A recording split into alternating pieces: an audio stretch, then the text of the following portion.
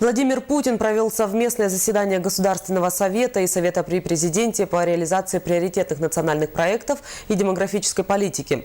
В мероприятии принял участие президент Якутии Егор Борисов. В ходе заседания обсуждались вопросы обеспечения устойчивого развития села, в том числе меры по привлечению в село долгосрочных инвестиций и по повышению востребованности его производственного и туристического потенциала.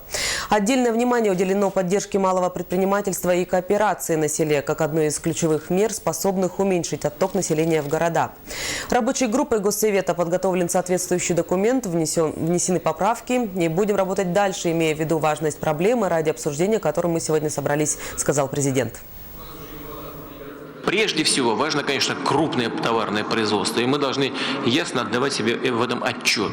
Крупное товарное производство на селе – это основа любого сельскохозяйственного производства. Но малый и средний бизнес тоже должны иметь свою нишу и быть поддержаны. Что происходит? Всего 6,8% у нас малых и средних предприятий от общего массива малых и средних предприятий страны на селе развивается. И более того, в прошлом году еще и сокращение произошло.